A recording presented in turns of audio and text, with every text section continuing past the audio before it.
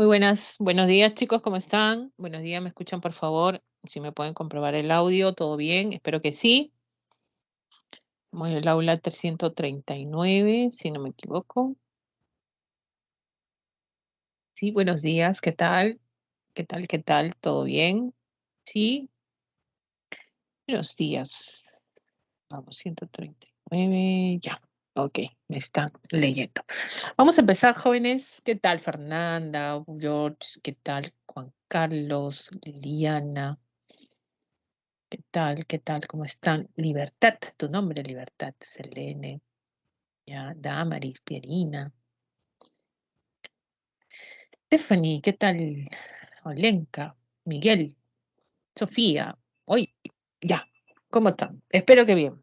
Prepárense porque viene una cosa pero terrible. Vamos a hacer lo que se hace en 3 semanas, lo vamos a hacer hoy día. Así es que vamos a ver, nos toca la parte de curso de geografía, educación cívica, ¿ya? Entonces vamos a empezar atentos y para terminar a la hora adecuada también, que tengo que irme a otro salón también, igual. Vamos, vamos. Me dicen, por favor, esto vamos a bajar. Geografía. Chicos, ¿están viendo el material? Sí, se ve el material. Ya, ok, gracias por sus respuestas. Muchas gracias. Bueno, ¿qué nos toca esta semana 2? Vamos a ver factores de transformación del relieve, la parte de la estructura de la geósfera, fuerzas que van a interactuar en la formación de relieves, en la destrucción también de relieves. Hablamos de fuerzas geológicas internas y externas. Cuando hablamos de internas, vamos a tocar lo que es volcanismo, placas, y está inmergido también acá lo que es la parte del origen sísmico, la parte de sismicidad y también los desastres que generan estos sismos. Y en las fuerzas externas mencionaremos lo que es meteorización y erosión. Y también relieve, relieve del mar peruano y relieves de la costa, sierra y selva. ¿Ya? Entonces, este es el tema. Esperemos que sea entendible, que ustedes puedan comprender para poder, en este caso, desarrollar la siguiente la siguiente semana. Disculpen un poquito, la garganta no va muy bien. Bueno, ¿qué vamos a ver esta? Empezamos por la geósfera. Fíjense que la definición, dice acá, es un conjunto de capas que constituye la parte interna y sólida de la Tierra. Profesora, ¿es la parte sólida de la Tierra la geósfera? Sí. No olvides que la Tierra tiene sólido, líquido, gaseoso, ¿no? Atmósfera, hidrosfera, y esto sería la geósfera, que es la parte sólida, ¿ya? Y vamos a ver a partir de acá que esta capa llamada geósfera pues tiene estructuras, hay composición dentro de ellas, ¿no? Entonces, ¿cómo está conformada nuestra geósfera en la Tierra? Hay 3 capas diferenciadas. Está la corteza, está el manto y está el núcleo. Y si nosotros podemos observar el gráfico, lo podemos ver. Por ejemplo, acá tenemos manto, ya, perdón, corteza en primer lugar, manto y núcleo. Son las 3 capas principales que vamos a distinguir, ¿no? Corteza, manto, ya, y núcleo. Son estos 3. Ahora, eh, para nosotros hablar en la superficie, en la geósfera, hablamos de un promedio. Imagínense, hay un promedio que se da 6.370 kilómetros aproximadamente de profundidad, porque no es que haya una cifra exacta. Sabemos que para conocer esta estructura sólida se han hecho muchos estudios y uno puede de repente pensar y decir, profesora, han ido hasta el núcleo, profesora, para medir la distancia.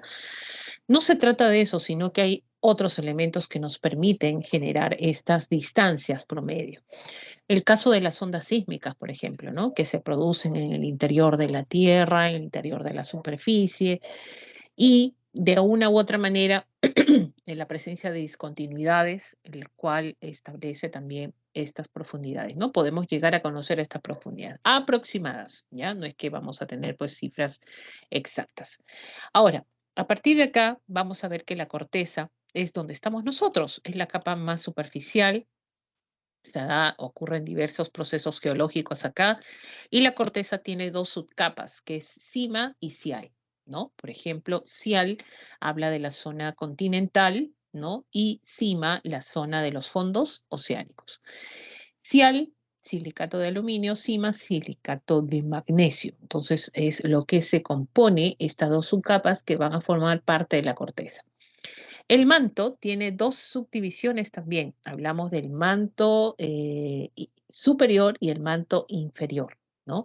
En la capa media, esta capa que vamos a ver que en el manto superior o astenosfera vamos a encontrar esta zona importante para poder comprender todos estos procesos de la interacción de las placas, por ejemplo, ¿no?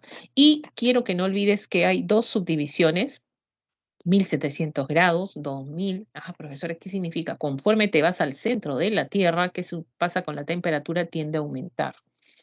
Entonces, acá no olvidemos esta subcapa principal que vamos a recordar conforme vamos explicando la semana. Habla del manto superior o astenosfera, sobre todo que está muy cerca de la corteza, ¿no? Entre la parte continental y los fondos oceánicos. Y tenemos el núcleo sí también se divide en dos, núcleo externo, núcleo interno, ¿no? Donde el núcleo externo tiende a ser líquido y el núcleo interno compuesto por, en general, el núcleo por hierro, níquel, pero el núcleo interno tiende a ser más sólido. Y esto es favorable ya que al ser sólido genera pues esos campos magnéticos importantes para la Tierra también, ¿ya? Bueno, entonces, ¿qué es lo que vamos a recordar? Solamente estas capas diferenciadas, que es importante, ahorita las vamos a sobre todo recordar también, pero ahora nos vamos a lo que vendría a ser factores de transformación del relieve.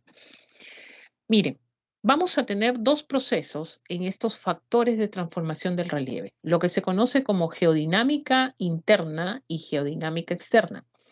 Profesora, no estoy entendiendo. ¿Qué quiere decir? Acaba de explicar la geósfera, las capas. Muy bien. Vamos a explicar qué procesos se dan con respecto a lo que da al cambio de relieve o formación de relieve en la Tierra. Hay fuerzas internas, las hay. Hay movimientos externos, los hay. Entonces es por eso que nosotros distinguimos dos formas que transforman el relieve continuamente. Por eso el título, factores de transformación del relieve.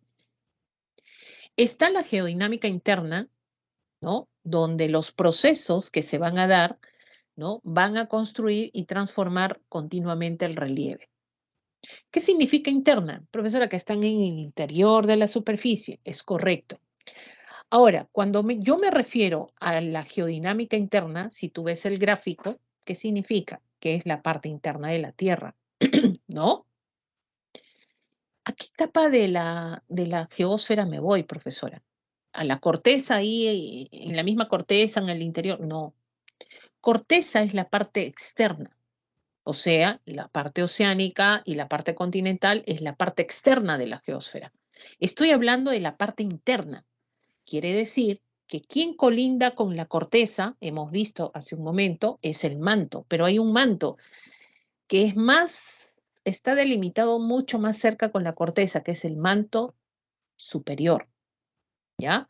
Entonces, ¿qué va a pasar? Vamos a ver que van a interactar fuerzas. En ese manto superior existe una subcapa conocida como astenosfera. Y en la astenosfera encontramos lo que se conoce como el estado magmático. Profesor, estado magmático, el magma, así es. Ese magma que tú lo ves en una erupción volcánica, pero ya lo conocemos como lava en la superficie, en estado incandescente, imperoplástico, eso está en el interior, en el manto superior. Entonces, ¿qué va a pasar? Por eso dice geodinámica interna, a eso te vas a referir, te vas a ir el manto, va a generar emerger fuerzas que van a ser liberadas a la parte externa. Es por eso que estas flechitas salen hacia la parte externa, ¿no? Ahí se produce lo que es el magmatismo.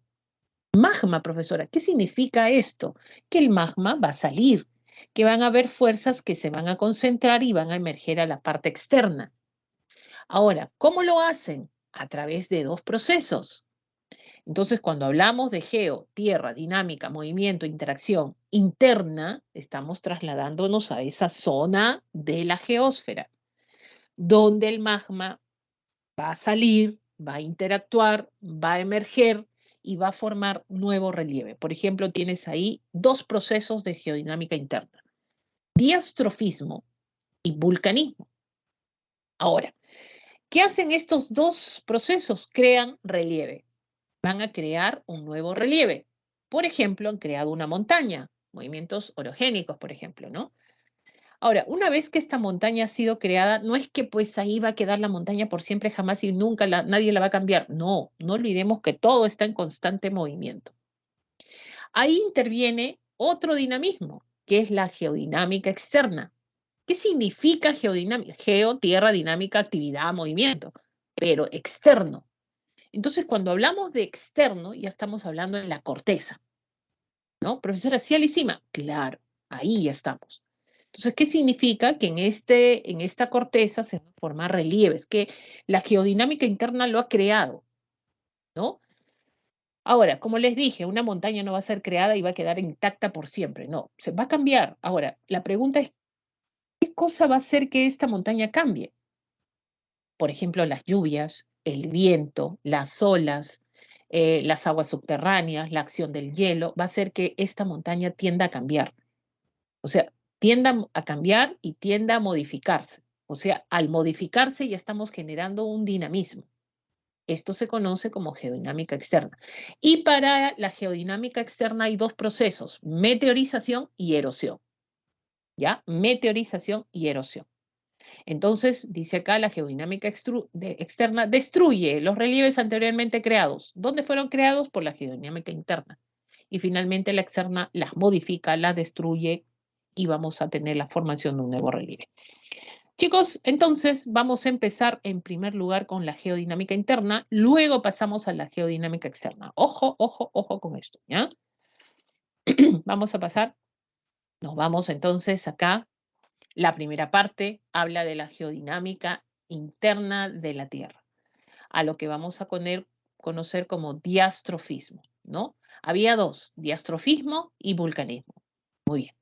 ¿Qué son movimientos diastróficos? ¿A qué vamos a denominar como movimientos diastróficos? Movimientos diastróficos son aquellos que generan, pues, interactuar, generan efectuar, sobre todo, cambios en la corteza, desplazando, deformando, dislocando. Son movimientos ascendentes, descendentes, por ejemplo.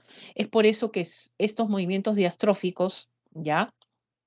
Van a dividirse en dos, o sea, se subdividen en dos. Cuando tú juntas estos dos, es diastrofismo. Cuando lo separas, ahí lo vas a entender un poquito más. ¿Por qué? Porque diastrofismo, en primer lugar, se va a establecer con movimientos epirogénicos. ¿Qué son movimientos epirogénicos? Son movimientos lentos, verticales, de ascenso y descenso de la corteza. Son movimientos no sentidos, no percibidos, van así, verticales, de arriba abajo. Y como tú tienes esto de arriba y abajo, movimientos verticales de ascenso y descenso, ¿qué vas a generar? Vamos a tener a partir de acá, por ejemplo, jóvenes que este tipo de movimientos buscan la compensación en la corteza. Cuando te hablo de corteza, estamos hablando de cialisima. Entonces, estos movimientos epirogénicos jóvenes están fundamentadas en la teoría de la isostasia. Profesora, hasta ahora no entiendo. La isostasia es una teoría que plantea ya el equilibrio entre las diferentes densidades que se presenten en la Tierra, o sea, en la corteza, ¿no? En la superficie externa. Iso viene de igualdad. Entonces, lo que está buscando los movimientos epirogénicos siempre es el equilibrio. Y como se basa, hay una base, ¿no? Que tienen los movimientos heterogénicos y la base está fundamentada en la teoría de isostasia, está buscando este equilibrio constante. Profesora, ¿cuáles son estas dos densidades que busca el equilibrio? Está la parte continental y la parte oceánica. ¿Ya? Está la parte continental y la parte oceánica. Las dos tienen diferentes densidades, así es, ¿no? Entonces siempre se está buscando ese equilibrio constante, ¿no? Toda acción, has escuchado eso, ¿no? Toda acción siempre tiene una reacción. Entonces siempre se busca el equilibrio constante con respecto a este tipo de movimientos. ¿no? Por ejemplo, tienes ahí la formación de continentes. Los continentes no se han creado pues de un día para otro. Los movimientos epiorogénicos se dan en un proceso largo, ¿no? Es un proceso largo, vertical, así, sostenido, muy lento. Y cuando se han generado la formación de continentes, han pasado años, miles de años, donde, donde ha generado esa diferenciación entre la superficie continental y la parte oceánica. O sea, estas diferentes densidades, donde finalmente los que emergen y salen y sobresalen son los continentes, ¿no? Con respecto a la parte oceánica. Entonces, ahí vemos que estos movimientos han sido sostenidos a lo largo del tiempo. A partir de ahí también tenemos la formación de escudos. Los escudos son como sistemas de montañas o de rocas, las más antiguas de la Tierra, que se han formado en los centros de los continentes, que se han generado ahí también por movimientos compensatorios, verticales, epirogénicos. Y los tablazos también son por origen epirogénico. No olvides que los tablazos, estas grandes terrazas cubiertas de arena que tú ves en la costa norte del Perú, por ejemplo, antes ¿dónde han estado? En los fondos oceánicos, como terrazas marinas. Y estas terrazas marinas han ido ascendiendo poco a poco, movimientos verticales, ascendentes compensatorios, a la zona del continente. Es por eso que cuando tú vas a la playa de Máncora, por ejemplo, encuentras, el profesor, es una playa, ahí está el tablazo de Máncora. Y siempre los tablazos están asociados a zonas de litorales, zonas de playa. Muy cerca de la playa vas a encontrar una pequeña elevación como una forma de gran plataforma. Eso se conoce como un tablazo. Ahora, mientras los movimientos epirogénicos son lentos, verticales, de ascenso y descenso, los orogénicos no, estos sí son bruscos. ¿Ya? Bruscos, son horizontales y están asociados a los procesos que se producen en las márgenes de las placas continentales, ¿no? En las diferentes márgenes de las placas continentales. ¿Eso qué significa? Estamos hablando que estos movimientos orogénicos finalmente ¿ah? van a generar la formación de plegamientos, fallas.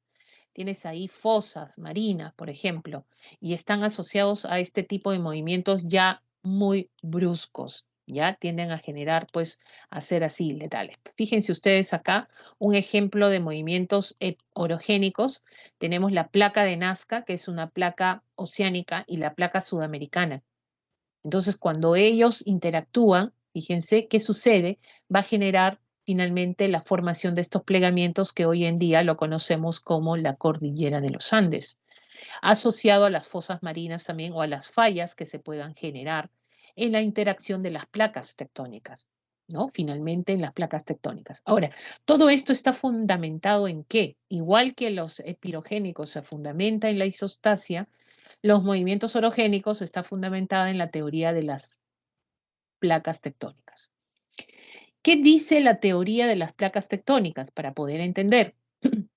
Es esta, fundamentada por Harry Gestus, O. Wilson y Morgan Beer, donde dice que la corteza está conformada por un enorme mosaico de placas, o sea, toda la superficie de la Tierra está cubierta por placas y se desplazan como un manto fluido en la astenosfera, ¿no? Pregunto, chicos, si yo hablo de astenosfera, díganme ustedes, ¿a qué capa de la geósfera me refiero? A ver, si yo hablo de la astenosfera, ¿a qué capa de, en este caso, de la geósfera me refiero? Al manto, muy bien, al manto superior. ¿Listo? Las placas interaccionan unas con otras a lo largo de las fronteras o límites provocando deformaciones en la litosfera. Bueno, vamos a explicar esta partecita porque es importante, porque si a veces no lo entendemos, ahí viene el problema, ¿ya? Vamos a poner acá animaciones, vamos a poner acá, listo. Creo que la puse, sí, ya. Entonces empezamos. Mire. Por ejemplo, acabas de mencionar que tenemos la astenosfera. Ya voy a poner acá dos líneas, donde tenemos en esta subcapa la astenosfera que está en el manto superior, 1700 grados. Mira tú eso, ¿ya? ¿Qué significa? Si tenemos estas altas temperaturas en esta zona, por ejemplo, ¿qué va a generar? altas presiones. ¿Y qué encontramos en la astenosfera? Que por estas altas temperaturas se está conformando el estado magmático, ¿no? ¿Qué encontramos? Magma. En estado piroplástico, incandescente, ¿no? Eso es lo que nosotros vemos, ¿ya? Es lo que se explica en la teoría. Ahora, las grandes presiones y encontrar este estado plástico magmático, ¿qué va a generar? Que desde la base se genere un ascenso, ¿así? ¿Ya? Y cuando asciende el magma de esta manera hacia la parte superior de la astenosfera, va a arrancar roca, la arranca. ¿Y qué hace? La lleva a la base, así. Entonces, nuevamente, en otro lugar, ascenso, desgaste, arranque y descenso. Esto está aconteciendo en la astenosfera por estas grandes presiones y las altas temperaturas. Y se está formando un sistema circulatorio a lo que se conoce como convección. Y es por eso que a partir de acá nosotros vamos a decir que estas son las llamadas corrientes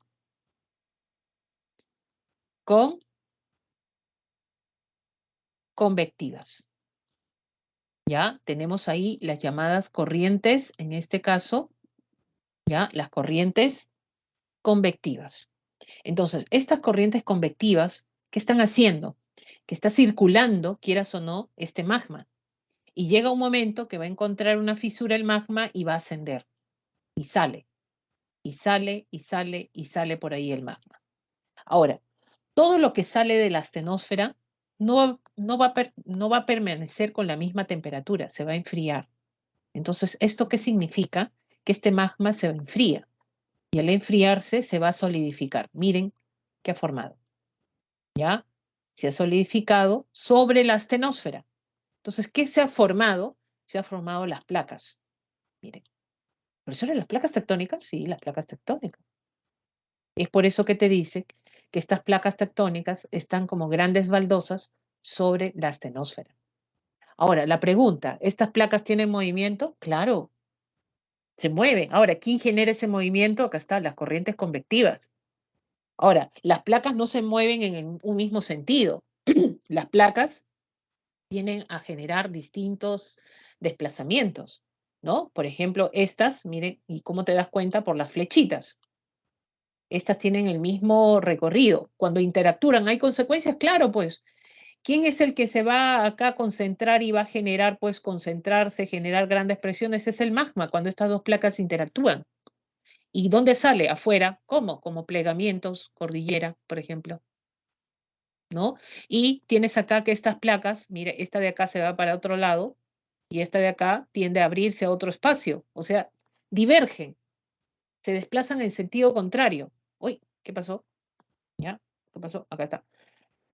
Divergen y se van a sentido contrario. Entonces, ¿quién quiere salir por este espacio que ha dejado libre estas dos placas? El magma. Entonces, ahí cuando sale, se solidifica y forma cordilleras, por ejemplo, por acá también. Miren todo lo que hace. Entonces, las placas tienden a interactuar continuamente, sí. Las placas se desplazan, sí. ¿No? ¿Hay límite de las placas donde hay deformaciones? Sí. ¿Hay actividad sísmica? Sí. ¿Ya? Entonces, esto es una pequeña explicación para poder entender qué es lo que está pasando con las placas tectónicas y cuando te hablen, por ejemplo, ¿ya? Cuando te hablen de movimientos orogénicos, tú asocies esto a la interacción de placas. Y no te olvides que, como estamos hablando de las placas, estos movimientos orogénicos son horizontales, bruscos, obvio, ¿no? Asociados a diversos procesos que se producen en las márgenes de las placas continentales. Por eso, movimientos orogénicos, placas, asociados a fallas, fosas marinas, y no te olvides la teoría de las placas, en este caso tectónicas, ¿no? Es por eso, chicos, que cuando nosotros vemos el mapa, acá vamos a ver el mapa, ¡boom! El mapa. ¿Qué sucede? Miren las flechitas. Profesora, hasta la parte oceánica y placas, todo está lleno de placas. ¿Ya? Todo está lleno de placas. ¿Y esto qué significa? Eh, tenemos, por ejemplo, ¿ya? Tenemos, por ejemplo, en este caso, entre el caso peruano, ¿no? Acá estamos en Sudamérica, ¿no? La placa sudamericana y la placa de Nazca.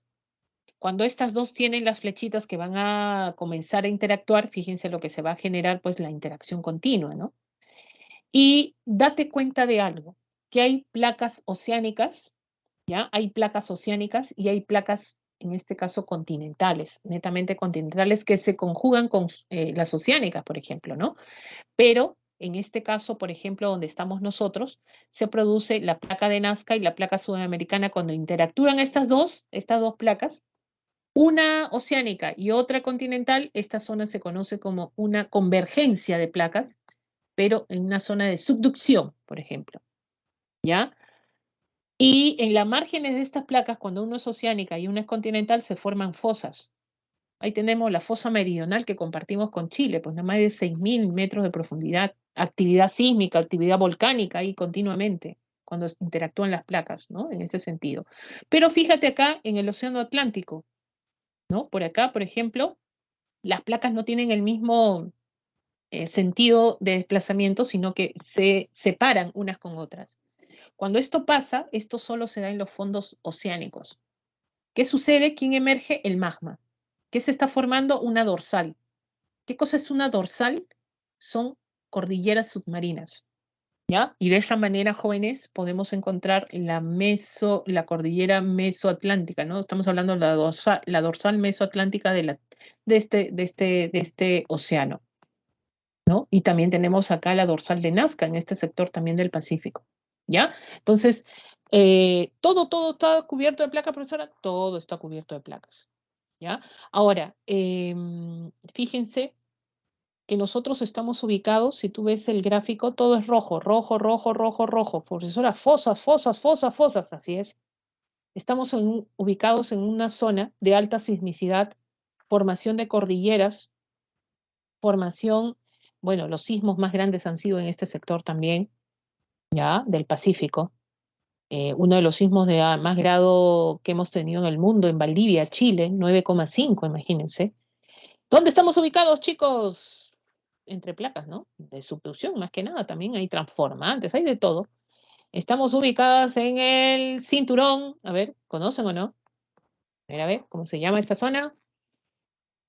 Cinturón del Fuego del Pacífico, claro que sí, ¿no? Estamos hablando del Cinturón del Fuego del Pacífico, Cinturón de Orión.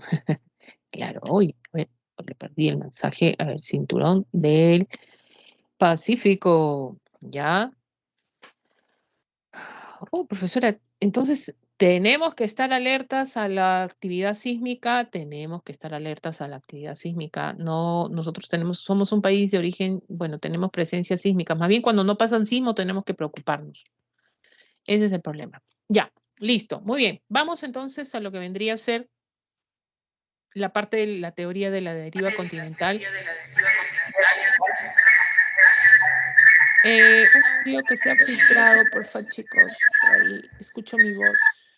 Audio. Por ahí han prendido su micro alguien. Si quieren alguna pregunta lo pueden hacer por el chat. No se olviden, yo estoy leyendo el chat. Ya. Vamos a la teoría de la deriva continental, donde vamos a ver que esto está sustentado por Albert Wegener en 1915, donde dice que los continentes actuales estuvieron unidos hace 200 millones de años. Profesores, estuvieron unidos, que formando una gran, ¿no? Un bloque conocido como Pangea. Y de esa manera también vamos a ver que conforme ha pasado el tiempo se han ido desplazando, porque las placas tienen movimiento, sabemos que son las corrientes convectivas que han ayudado en este desplazamiento también, y generando dos grandes bloques conocidos como Laurasia y Gondwana, norte y sur respectivamente, ¿no? Y hoy en día pues tenemos los continentes modernos que se han establecido también y tenemos que por ejemplo, Werner habla de que si en algún momento estuvieron unidos estos, sobre todo en este caso continentes, hay evidencias que comprueban eso, ¿no? Han formado un gran bloque, fíjense acá, África y Sudamérica en Estados Unidos, y las pruebas antropológicas, en este caso que se han hecho, geológicas que se realizaron, a través de estas dos zonas continentales comprueban que pues hay similitud. Y eso dice que pues en algún momento aconteció esta situación. Profesora, ahí quedan nuestros continentes, no se van a mover, siguen desplazándose, todo está en constante movimiento, no vamos a quedarnos ahí, ¿ya? Y eso significa pues que vamos a tener que esto finalmente va a moverse continuamente, pasen los años. No se va a ir de un año para otro, ¿no? Esto estamos hablando de miles de años. Para eso tú no estarás en este planeta llamado Tierra. Ahora, miren, acá está, chicos. Esto vendría a ser el tipo de límites de las placas, ¿ya? Mire lo que te estaba explicando. Acá lo vamos a ya complementar. Límite convergente, límite divergente y límite transformante. Quiere decir que en el límite convergente es cuando las placas convergen, ¿ya? Colisionan. Mírate las flechitas, ¿ya? Mira las flechitas, colisionan. Dan origen a cordilleras, fosas marinas, fallas, movimiento sísmico, actividad volcánica. Entonces, pero hay dos formas, ¿ya? Hay dos formas de límite convergente, lo que se conoce como zona de obducción y zona de subducción. ¿Cuál es la diferencia? Los Andes, la cordillera de los Andes se ha formado en una zona de subducción. ¿Qué significa zona de subducción? Cuando esta placa van a converger, pero una de ellas es oceánica y la otra es continental. ¿Ya? Cuando tú veas eso, continental y oceánica, entonces estamos hablando de una zona de convergencia de subducción. ¿Listo?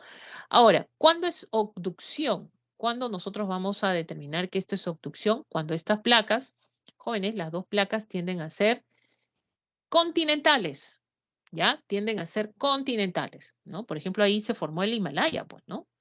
Por ejemplo, lo vamos a poner acá, ¿ya? Vamos a aparecer acá y vamos a poner este gráfico. ¿Qué significa? Vamos a poner que dos placas vienen así. Las dos son continentales, hacen eso, ¿no? El desplazamiento es esto, van a comenzar a converger. Esto, van a chocar, pero los dos son continentales y continentales. Cuando esto pasa, ¿qué estamos hablando? De obducción, ¿ya? ¿Qué sucede? Esto se arruga, pues. Se arruga, se arruga, se arruga y forma esto. Así, ¿no? Hasta que salió el Everest, por ahí, el más grande. Entonces, esto se da en una zona netamente continental, ¿ya? En cambio, en nosotros, el caso, ay, no, ¿qué estoy haciendo? Descartar, ya vamos a poner acá, no importa. El cambio del gráfico de convergente, el más común, es el que están viendo en el gráfico. El gráfico que representaría, profesora, una zona de subducción, ¿no? Fíjense, la placa oceánica penetra la astenosfera y encima aquí en la continental, ¿no? Ejemplo, cordillera de los Andes. Divergente es cuando las placas se separan, ¿ya? Formando, ojo que en una zona divergente estas dos placas son oceánicas. Oceánica, oceánica. En los fondos oceánicos se produce la formación de dorsales que son las cordilleras submarinas, ¿no? Porque el magma emerge ahí. ¿Ya? Y tenemos las transformantes donde no se destruye la litosfera ni se crea. ¿Por qué? Porque son laterales. El desplazamiento de las placas tienden a ser laterales, así, ¿no? Y genera lo que es una falla transformante, porque conforme, es como que tú estés haciendo esto continuamente, continuamente haces y generas un desnivel, algo así como una escalerita, ¿no? Y ahí es donde se forman las fallas. Finalmente, en este límite transformante. Ahí tenemos, por ejemplo, la famosa falla de San Andrés, ¿no? En esta zona también ubicada del Cinturón del Fuego del Pacífico. Bueno, ¿qué cosa es vulcanismo? Hemos visto lo que acabamos de ver hace un ratito, todo lo que acabamos de explicar está asociado a lo que es diastrofismo. Diastrofismo tiene dos movimientos. ¿Cuáles son? A ver, díganme, escríbanme en el chat, chicos. ¿Qué movimientos hay en el diastrofismo? Quiero ver si me están entendiendo. ¿Ya? ¿Qué movimientos hay en el diastrofismo? Damaris ahí, epi y oro, dice, ¿no? Sí, hay película, hay también película, claro, a ver, vamos a ver películas, ¿no? Vamos a ver. Ahí les dejo de repente, ya, origen de las placas acá, para que tengan una idea. Están viendo, ¿no? Pero no están escuchando. Esperen un ratito, ¿ya? Ay, ¿qué pasa? No, no, no.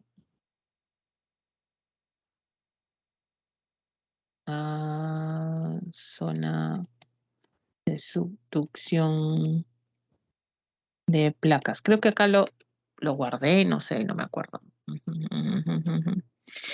Esta es la que me gusta. Hay varias, hay un montón.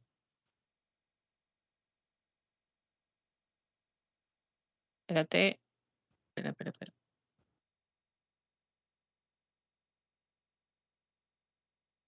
Ay, ¿qué hice? Mm,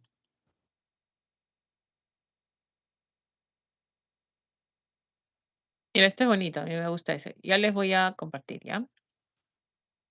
Copiar, porque nos pondríamos a ver, chicos, ¿cómo se llama? Los videos y, uy, ¿cuándo terminaríamos? Pero más o menos sí hay un montón de este tipo de cositas que les ayuda. Ay, eso pirogénico, eso no. Ahí está, listo, ¿ya? Que les ayuda también a comprender, ¿no? Sí hay bastante cuando ustedes ponen lo que es vulcanismo, movimientos pirogénicos, orogénicos, para ustedes. Bueno, chicos, ahora sí, voy a empezar, ahora sí tengo que, no te olvides que hoy día, mira, lo que hacemos en 3 semanas lo hago en, un poquito más de una hora. Ahora, ¿cómo ustedes van a entender lo que es vulcanismo? Por ejemplo, vulcanismo habla simplemente del desplazamiento del magma desde la astenosfera hacia la superficie a través de grietas y fisuras. ¿Qué quiere decir? Que el magma quiere salir. O sea, ese desplazamiento que hace el magma hacia la superficie, o sea, hacia donde estamos nosotros, la parte oceánica, ya sea continental, eso es vulcanismo, ¿ya? Eso es vulcanismo. Y se da a través de las placas también, pues, ¿no? Hemos visto cómo se forman las dorsales, todo ese proceso de ascenso del magma, eso se conoce como vulcanismo. Ahora, tienes ahí lo que es el magma, dos formas donde asciende el vulcanismo, ¿no? Es intrusivo y extrusivo. ¿Qué significa intrusivo? Que cuando el magma sale de la astenosfera no llega a la parte externa, donde estamos nosotros, se queda en el interior de la corteza, ¿no? Entonces, cuando el magma rellena y se consolida en cavidades y fisuras sin llegar a la superficie, en estado de fusión, ¿no? Y tú te puedes dar cuenta, por ejemplo, acá, ¿no? El magma ha salido y miren lo que ha formado, un batolito, por eso es un batolito, ha salido de la astenosfera y ha ionado que llega a medir hasta 1 kilómetro de diámetro en algunos casos, pero está en estado incandescente, ¿no? Pero no ha salido a la parte externa, o sea, tú no vas a la parte externa y tocas la lava, no, está en la parte interna de la corteza. Ahora, en la parte externa lo ves, por eso ahora lo veo, un batolito, sí, el Cerro San Cristóbal, es un batolito. ¿Ya? Tienes ahí emisiones batolíticas. Todo esto, lo que es la prolongación de la cordillera, los famosos cerros, son emisiones batolíticas, más aún también en las zonas costeras, emisiones batolíticas, ¿ya? Emisiones batolíticas. Entonces, está asociado a este proceso. Entonces, por ahí también el magma sale, encuentra una fisura, lo consolida, mira, lo consolida y forma lo que es sobre todo lo que es un dique. ¿No? Como una manguerilla, una especie de forma tubular, ¿no? El acolito es más chico que un batolito, pero en forma de media luna, ¿no? Y afuera lo ves como una loma, ¿ya? Como una loma, que es menor proporción que un batolito, ¿no? Y así definitivamente encontramos pues el sílex. Ahora, estos no salen, ¿ah? El magma no sale. ¿Cuándo sale? Cuando es extrusivo en una erupción volcánica. ¿Ya? Las corrientes convectivas ascienden, llegan a la superficie en forma de erupción volcánica. Cuando es erupción volcánica, esto es extrusivo o volcánico también. Intrusivo o plutónico también lo denominan, ¿no? Y de esa manera nosotros podemos, sobre todo en este caso, ver zonas o superficies que se asocian a magmatismo extrusivo. Por ejemplo, los geysers, es extrusivo. Sabemos que los geysers son como grandes piletas de agua que salen de la superficie porque en el interior, ya, en este caso en el interior, ¿quién ha captado el magma? El agua ha sido, el magma ha captado el agua y de esa manera en este caso, elevado, ¿ya? Y de esa manera, pues, ha generado, pues, estas grandes piletas, ¿no? Estas grandes piletas, sobre todo, ¿ya? Muy bien. A ver, un ratito, por favor, me están llamando urgente del centro pre. A ver, un ratito, chicos, 5 minutos.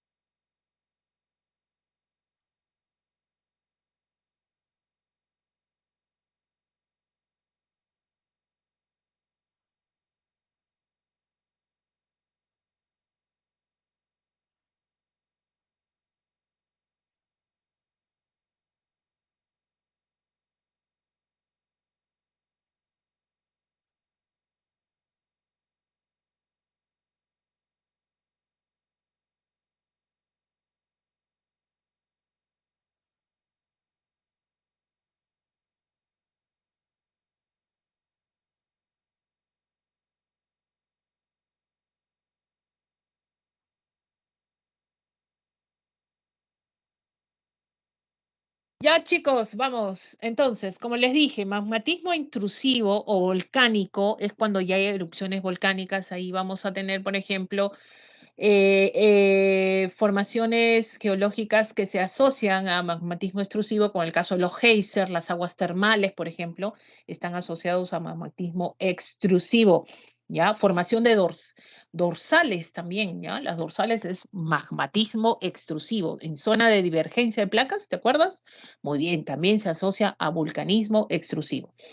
Y la actividad sísmica o seísmos, ¿no? Estos sismos justamente que están asociados a la interacción de las placas tectónicas, ¿no? El origen se debe a lo que es la interacción de las placas tectónicas y se generan las llamadas ondas sísmicas. Profesora, ¿cómo sé dónde se forman las ondas sísmicas? En el interior de la superficie, ¿ya? Vamos a encontrar lo que se conoce como el hipocentro. Acá es donde se origina el sismo, en el hipocentro. Entonces, a partir de acá, del hipocentro, se van a formar dos ondas sísmicas, la S y la P, o también conocidas como longitudinales y transversales respectivamente, ¿no? De estas dos, la más veloz de las dos, ¿cuál es la que tiene mayor velocidad? Miren cómo se desplaza, parece una línea recta ya, es la P, las ondas primarias o longitudinales, ¿ya? Estas se desplazan por cualquier estado de la materia, sólido, líquido, gaseoso, cualquiera, con la misma velocidad. En cambio, las ondas S tienden a ser más lentas y solo se desplazan por el estado sólido, por ejemplo.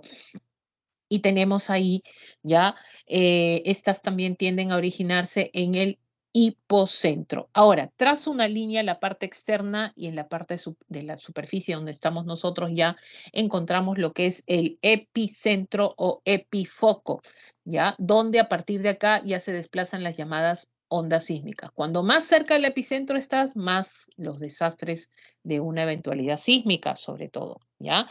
Más las eventualidades sísmicas necesariamente. Ahora, vamos a ver a partir del epicentro, o sea, en la superficie se van a formar estas dos ondas, que no quisiéramos que pasen cuando hay un movimiento sísmico, que son las ondas Rayleigh y las ondas de Love. ¿Ya? Las ondas Rayleigh y las ondas de Love. Estas sí son ondas superficiales, estas causan destrozos letales totalmente. Eh, Si alguna vez tú escuchas en los medios de comunicación o el informe del Instituto Geofísico del Perú, dicen, ¿no? Ha habido un movimiento sísmico donde el epicentro fue, ¿no? En la zona de Lima, ¿no? Y por ahí la profundidad de 55 kilómetros, ¿no? Entonces, cuando te dan estos datos, por ejemplo, ¿qué te está diciendo 55 kilómetros? 55 kilómetros te está hablando de la profundidad. O sea, ¿dónde está el hipocentro? Te está dando como referencia. ¿Ya? El epicentro te ha puesto pues la orientación, norte, este, sureste de Lima, ¿no? Es la orientación, el epicentro. Pero el hipocentro lo vas a encontrar como la profundidad, como referencia de la eventualidad sísmica. Profesora, ¿cómo yo sé que son las ondas P, como son las ondas S, profesora? Mira, cada vez que hablo de este tema pasa un sismo, ¿ya? Así que preparados, ahora viene en este caso un sismo de repente y ahí. Las ondas P es cuando tú tiritas, ¿no? Imagínate que tu casa tirita de la misma manera cuando tienes frío, ¿no? Algo así, cuando tienes frío tiembla así la casa, ¿no? Tiembla la ventana, todo, o a veces lo escucha como ruido. Esas son las ondas P, ¿ya? Esas son las llamadas ondas P. En cambio, las ondas S, ¿ya? Estas ondas S sí, pues estas te levantan, ¿no? Levantan tu casa, como si fuera que estaría levantándote, esas sí son más fuertes, ¿no? A veces las ondas P tienden a ser fuertes, fuertes, pero cuando estás muy cerca del epicentro, ¿no? Pero estas son las que generan ondulación. Las ondas P hacen eso, así casi línea, ¿no? Muy chiquitita, pegadita. En cambio, las S hacen eso. Y las Rayleigh o las superficiales, estas sí, pues, estos generan, pues, destrozos terribles, ¿no? Levantan, ya, bajan, jalan, ¿no? Jalan. Algo así como las olas del mar, ¿no? Va a la orilla y después te jala, una cosa así. Esas son las, en este caso, las más terribles, son las de Rayleigh. Hasta ahora no hemos tenido una cosa así terrible, ¿no? Antiguamente sí, pero bueno, esperemos un movimiento sísmico. Lima, por ejemplo, no ha tenido eventualidades sísmicas. Estamos esperando de 8,5, al menos, el promedio que pueda acontecer de una actividad sísmica. Bueno, a probar. Ya saben, chicos, y acá están las ondas, sobre todo las ondas sísmicas que se manejan, está magnitud local, está magnitud del momento. Magnitud local ustedes lo conocen como Richter, es la escala que libera la energía del foco, es lo que mide, pero hoy día no es tan utilizada porque solamente permite medir sismos hasta los 6,5, ¿no? De temblores por un poquito para más, no más, porque después de esto se deforma. La más utilizada es la magnitud del momento, donde esta sí es más acertada, ¿no? Tanto pequeños como grandes sismos tiende a medir incluso sobrepasando los 10 grados y basada en la medición de la energía total que libera el terremoto, ¿no? Desde el momento sísmico. O sea, mide incluso cómo se desplazan las placas, imagínense. Esta es la más utilizada hoy en día. Y la Mercalli modificada, mientras estos dos tienden a generar escalas de cómo se libera la energía de las ondas sísmicas, en cambio la modificada de Mercalli mide la intensidad. Esta es la palabra, ¿ya? Intensidad. Cada vez que te ponen ahí la intensidad, cómo mido la intensidad de un sismo, eso es escala de Mercalli modificada, ¿ya? ¿Por qué se crea esta escala? Porque chicos, cuando pasa un movimiento sísmico, las casas se caen, las pistas se rompen, se fracturan, se caen los puentes, o sea, hay desastres que produce en este caso, un sismo. Entonces, cuando los desastres son de menos a más, ¿no? Entonces hay una escala que mide esos desastres, ¿no? Por eso dice, permite evaluar la intensidad que el grado del daño producido en un sismo en un determinado punto. Entonces, por ejemplo, los grados de Mercalli van de 1 a 12 grados en números romanos, ¿no? Entonces, el valor 12 es cuando ya desapareció la ciudad, no hay ni sobrevivientes, incluso desapareció, ¿no? Eso es creo que hasta ahora no se ha llegado a esa escala superior de Mercalli, ¿ya? Ahí tienes el sismógrafo, dentro del sismógrafo se producen estas lecturas conocidas como el sismograma, si ustedes pueden ver, ahí se generan la parte de las ondas sísmicas que se están leyendo, ¿no? Miren la P es así, ¿no? Y las ondas S, ya son más grandes, y las superficiales son las que ya se están generando, ¿ya? Por ejemplo. Muy bien, y los desastres de origen sísmico que se producen. Ahí tenemos, por ejemplo, uno de los más fuertes que hemos tenido a lo largo de la historia sísmica en el Perú, los más recientes, bueno, en la década del siglo XX, ahí está en 1970, el terremoto de Chimbote, Ancash, donde murieron 67.000 personas, hubieron grados de destrozos considerables, 95% de las viviendas de adobe destruidas. Esto es una foto de la época de Huaraz, Ancash, 1970, ¿no? Profesora, tanto así, ¿qué pasó? Bueno, el terremoto no tanto generó tantos destrozos, lo que generó es que este movimiento sísmico hizo que, miren dónde fue el epicentro, en Chimbote, parte del Huascarán se desprenda y genere un aluvión y tape toda una ciudad que es Yungay. Y es ahí donde se genera la muerte de estas personas en esa época. Fue catastrófico esto, ¿ya? 7, escala de Richter, hasta ese momento se utilizaba Richter, ya no hoy en día, por ejemplo, si hablamos de un desastre producto de origen sísmico, tenemos Chincha, Pisco, Ica, por ejemplo, ¿no? La profundidad de 39 kilómetros, la escala 7,9 de magnitud del momento, ¿no? Hablamos de la escala 7 de Mercalli modificada, y también hablamos de muertos considerables, ¿no? Que hasta la fecha la población no se ha podido, incluso en este caso, salir de estos destrozos que ha generado uno de los terremotos producidos en el año 2007. Hay que estar preparados, chicos, ¿ah? Hay que estar preparados a todo en este caso momento. Muy bien, entonces ahora sí pasamos. Hemos visto geodinámica interna, ahora nos vamos a la externa, ¿ya? Y en la externa tenemos dos procesos. Esta es la meteorización y esta es la erosión. O sea, en la externa solamente tenemos dos procesos, meteorización y la erosión. La meteorización, miren, ¿qué cosa es la meteorización? Y para poder entender, profesora, ¿qué significa? Que en la parte externa, ¿no? Va a actuar la atmósfera, la hidrosfera, la biosfera. Cuando hablo de biosfera me refiero a plantas, animales. Van a actuar modificando relieves. Por eso dice tierra dinámica, pero en la parte externa, ¿no? De la corteza. se van a modificar los relieves, ¿ya? Estos relieves, ¿ya? Van a modificarse por interacción de estos agentes presentes en la parte externa. El viento, la temperatura, el hielo, ¿no? Las sales, todo elemento o agente presente en la parte externa. En primer lugar, vamos a tener la meteorización. ¿Qué cosa es la meteorización? Fíjense ustedes, dice acá, las rocas que afloran a la superficie. Profesora, las rocas afloran, no olvides que se está generando este proceso de consolidación continental, rocosa, interna, magmatismo, se solidifica el magma, etcétera, ¿no? Están aflorando. Hay rocas ígneas, las rocas ígneas se originan por el enfriamiento del magma, y hay las rocas sedimentarias que se producen por sedimentación, compactación de elementos, ¿no? Entonces, estas rocas, al entrar en contacto con la atmósfera, con la hidrosfera y la biosfera, se desintegran, por un lado, pueden desintegrarse, o sea, se fragmentan en pequeñas partículas, o se descomponen, ¿ya? Se desintegran o se descomponen. Pueden pasar los dos. Ahora, lo que no debes olvidar de la meteorización tiene un sinónimo también acá, que es intemperismo, intemperismo o meteorización, es que esto se produce, ya sea la desintegración o la descomposición, se produce in situ. Profesora, ¿y eso qué es? En un mismo lugar. Quiere decir que no hay transporte de nada. Ahí se quedan las rocas, ahí se fragmentan o se descomponen en un mismo lugar. Eso es meteorización.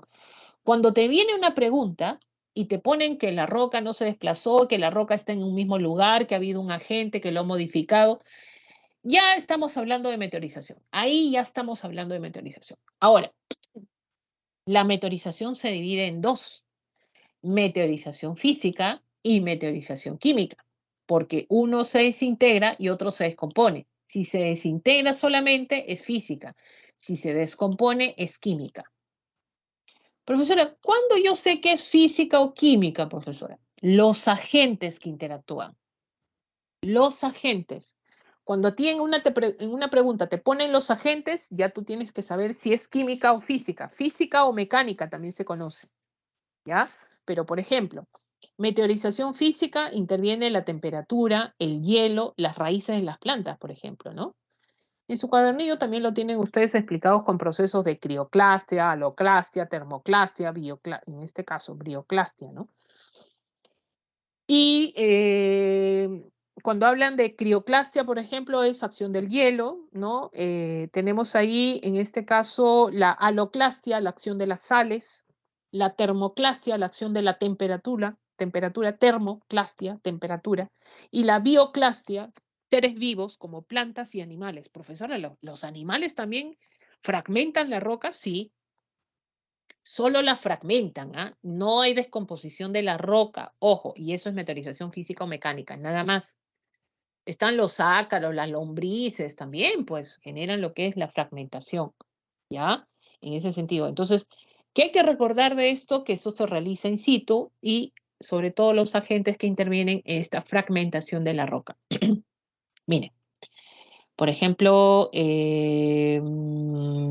descartar. Vamos a ver acá, vamos a ver acá, vamos a ponerlo acá. Esto debía hacerlo, pero bueno, vamos a hacerlo. A ver, no se puede, sí se puede. Ya, acá está. Aparecer, listo, miren. Acá un ejemplito chiquito. Por ejemplo, hay una roca, ¿no? Hay una roca en una zona desértica. En un desierto, chicos, las temperaturas en el día, ¿cómo son? Amplias, pues. Fuertes, ¿ya? Fuertes.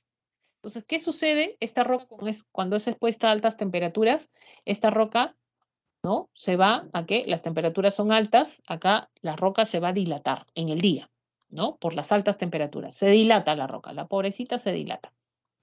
Ahora, esta misma roca, en el mismo lugar, porque no ha sido movida la roca, ya es la misma roca, a ver, vamos a tratar de dibujar la misma roca, hoy creo que no es la misma roca.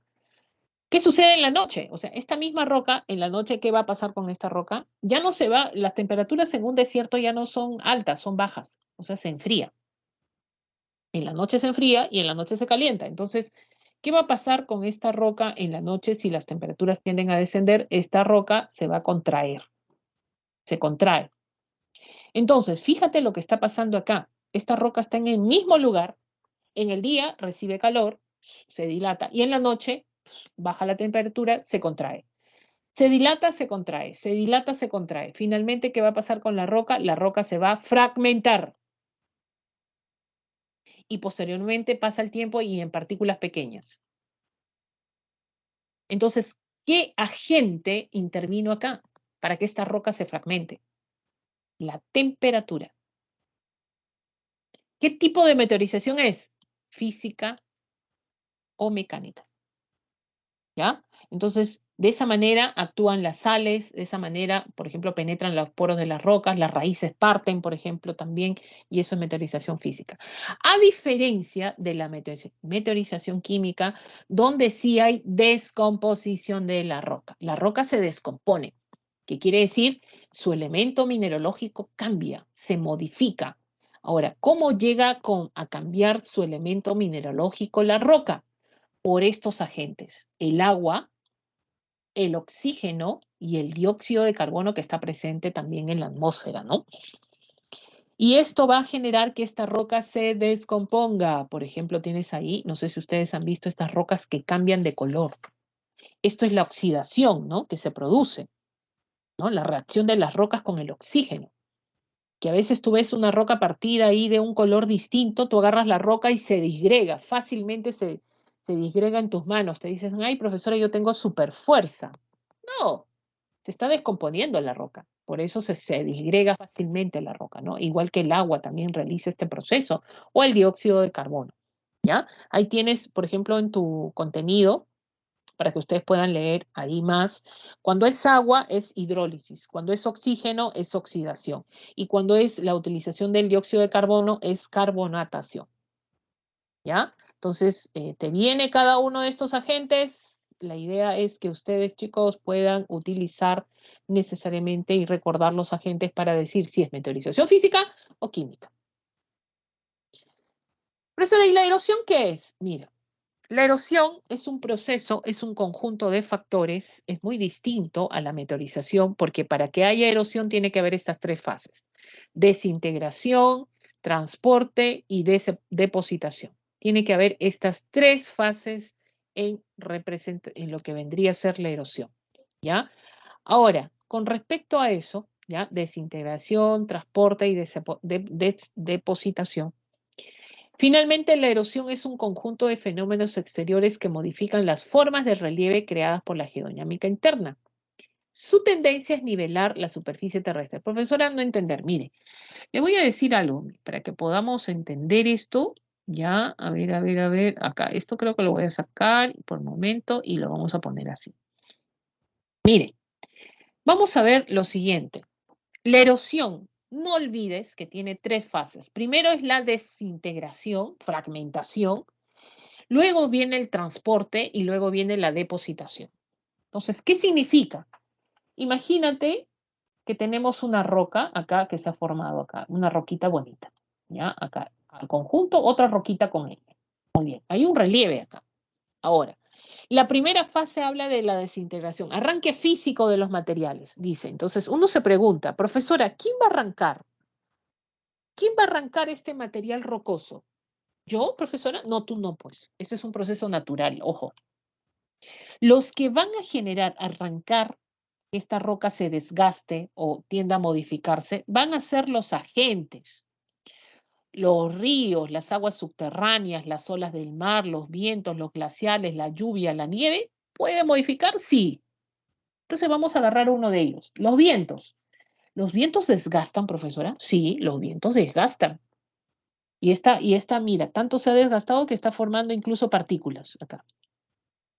Ya, partículas, partículas, partículas. O sea, se está desgastando esta roca, se está desgastando. O sea, este relieve antiguamente pues tenía esta forma, ¿no? Pero con el viento, acá tenemos el viento, ¿ya? ¿Qué está haciendo el viento? Lo está modificando. Entonces ahí está pasando lo que es la desintegración. Ahora, ¿qué va a pasar con estas partículas rocosas que han quedado, no? Acá se ha formado, o sea, porque estas rocas no van a ser llevadas a otro lugar, pues, ¿no? Tienen que ser pequeñitas ahí, ¿no? Vamos a utilizar otro agente geológico externo para llevar estas partículas a otro lugar. Entonces, ¿a quién utilizamos? ¿Quién puede transportar? Y lo hace la naturaleza, no lo vas a hacer tú, ¿no? Los ríos, profesora, claro, los ríos, ¿no? Llevan partículas, ¿no? De un lugar a otro, de zonas altas a zonas bajas, las aguas subterráneas, las olas también, las olas del mar, los vientos, la lluvia, o sea, todos ellos son elementos geológicos que pueden transportar estas partículas. Por ejemplo, otra vez vamos a utilizar el viento.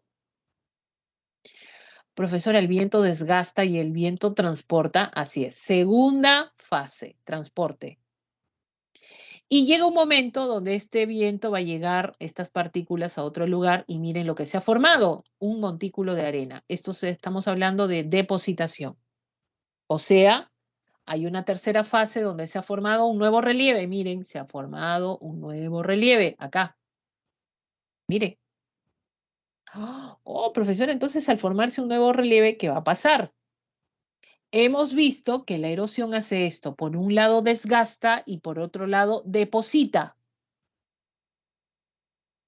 Es por eso que la erosión dice, su tendencia es nivelar la superficie terrestre, porque por un lado, con estos agentes que está haciendo, desgastando, por otro lado, estos agentes que están haciendo, depositando. ¿Tú te imaginas en la superficie que todo sea desgaste, desgaste, desgaste? Terrible, ¿no? O por otro lado, todo sea depositación, depositación, depositación, pues terrible. ¿Qué hace la erosión? Nivela. Por un lado desgasta, por otro lado acumula. ¿Quiénes hacen todo este trabajo? Los agentes geológicos externos. Es por eso que cuando un relieve, este relieve que era una roca entera, fíjate, ya, ha sido modificado, ¿no? Ha sido modificado por desintegración, o sea, por desgaste, ¿no? De un agente geológico que ha venido, el viento lo ha desgastado. Entonces, este relieve se ha formado por degradación. ¿Ya? Degradación, degradación, ¿ya? Degradación. O sea, ¿qué quiere decir? Que este relieve se ha formado por desgaste, por degradación. En cambio, este montículo de arena que se ha formado acá, no se ha formado por desgaste, se ha formado por acumulación de sedimentos. Entonces, ya no es degradación, sino que este relieve se ha formado por agradación. ¿Ya? Agradación. Por ejemplo, si nosotros hablamos de los médanos, ¿ya? ¿Qué son los médanos? Son montículos de arena, parecido a lo que he dibujado acá, que están en los litorales costeros, no miden más de 1 metro de altura, ¿no? Y estos médanos tienen origen, ¿qué cosa? Eólico, porque el viento lo ha formado, o sea, tiene erosión eólica y se ha desarrollado por un proceso de agradación.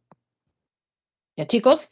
Entonces, a tener en cuenta esto, por favor, es por eso que vamos a poner ejemplos acerca de lo que vendría a ser la degradación y agradación. Y cuando hablamos de erosión, hay 3 fases: desintegración, transporte y depositación. Si no hay esas 3 fases, no es erosión.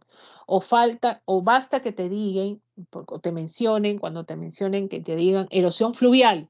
¿Qué significa erosión fluvial? Que el río o ha desgastado o ha depositado, ¿no? Entonces, el río ha formado un relieve, ya sea por degradación o agradación, ¿no? Entonces, ahí las olas del mar, por ejemplo, ¿no? Erosión marina puede ser por degradación o agradación, ¿ya? Entonces, a tener en cuenta esto, chiquitos, había que explicar esto necesariamente para poder entender este proceso. Por ejemplo, tienes acá en el gráfico, ya con el gráfico, la desintegración, las zonas altas, la naciente de los ríos, ¿no? Arranque físico de la roca, transporte, las aguas de los ríos transportan y finalmente depositan y forman cuencas sedimentarias en los fondos oceánicos. Hay 3 fases, sí. Por ejemplo, se forman las terrazas fluviales, marinas, perdón, las terrazas marinas, en los cuales tienen un origen por depositación. Ahora, por depositación, ¿qué significa? Agradación, ¿no? En cambio, acá se ha formado el río, ha formado un cañón, por ejemplo, ¿no? Un cañón, ¿por qué se forma? El río sería erosión fluvial, se ha formado por desintegración, eso significa por degradación, ¿ya? Por degradación. Por ejemplo, tenemos acá tipos de erosión según su agente. Erosión fluvial, río, eólica, viento, marina, olas del mar. Chicos, ¿qué cosa era degradación? A ver.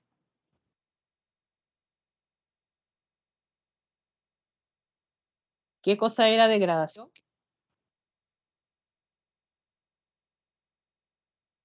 A ver, a ver. ¿Nadie? Desintegración, muy bien, Alexandra. Morales, Morales Fajardo. Desintegración, muy bien. ¿Y agradación? ¿Agradación qué era? Acuérdense, ¿ah? Degradación, mira, desgaste, degradación, desgaste. O sea que un río ha desgastado y formado un valle en B, ¿ya? Agradación, ¿qué significa? Depositación, que quiere decir que el río ha formado un delta por agradación. Acumulación, depósito, ¿no? Acuérdense de eso, chicos, ¿ya? Entonces, erosión fluvial, formación por degradación, valles en B, bosque de piedras, erosión marina hasta el acantilado. El caso de, en este caso, erosión fluvial por agradación, por acumulación están los delta, las dunas es por erosión eólica, pero agradación, los tómbolos, ¿qué son los tómbolos? Miren esto, estos son los tómbolos. No vayan a pensar que este camino que ves acá de tierra, pues el hombre lo ha hecho con carretillas, ha traído, ha desemienta. No, pues hay dos corrientes marinas que circundan y han depositado sedimentos. ¿Ya? Entonces eso ha generado que se una el litoral con una isla. Esa unión se conoce como tómbolo, ¿ya? Tienes ahí también erosión glaciar por parte de quién. Tenemos en este caso de la acción de los glaciales, del hielo, formando valles en U. Esto es degradación, todo esto es degradación cavernas kársticas, que son las aguas subterráneas, ¿no? Cárcavas, que son pluvial, que son las lluvias, que forman una especie de concavidades, ya sea en la parte lateral, también en este caso en las márgenes de los cerros, de las montañas, o también en los suelos se forman cárcavas, ¿no?